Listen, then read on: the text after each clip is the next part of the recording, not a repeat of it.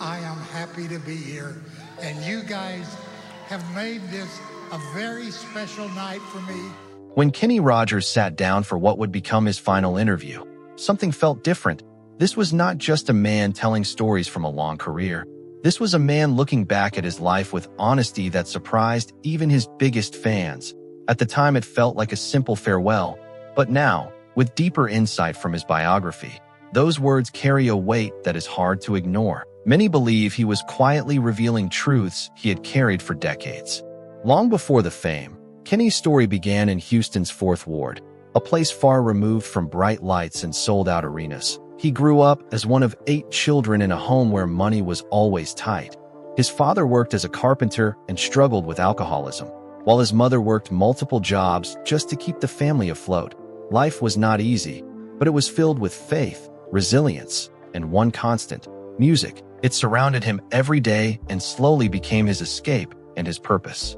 As he grew older, Kenny began to understand the struggles his father faced, especially the pressure of providing for a large family in difficult times. That realization stayed with him.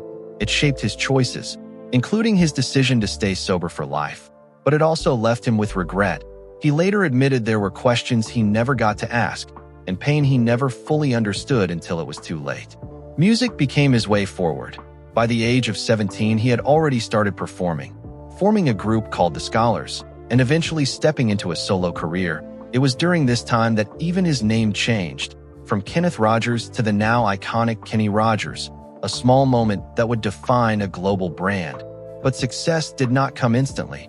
He moved through different genres, searching for his place, refusing to stay in one lane.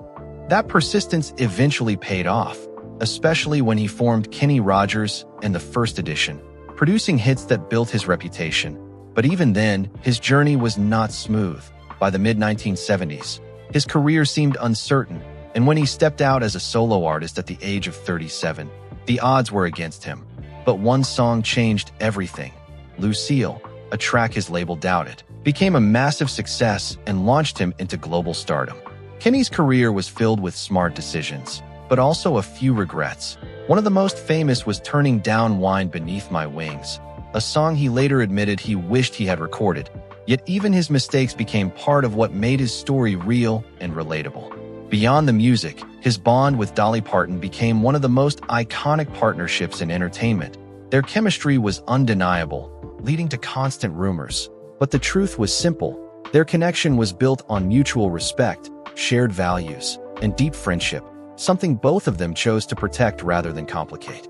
As the years passed, the demands of touring began to take a toll, and in 2017, Kenny made the difficult decision to step away. His farewell concert was not just a performance. It was a celebration of a lifetime, surrounded by legends and filled with emotional moments. It was clear he wanted to say goodbye on his own terms. When he passed away in 2020, it felt like the end of an era, but in many ways, Kenny Rogers had already prepared the world for that moment. His final interview now stands as something more than just reflection. It feels like a message, a reminder of where he came from, what he learned, and what truly mattered. In the end, Kenny Rogers was not just a legend because of his music, he was a legend because of his honesty, his resilience, and his ability to turn a difficult beginning into a life that inspired millions. For more powerful stories like this, subscribe to Hollywood Bulletin and press the bell icon so you never miss an update.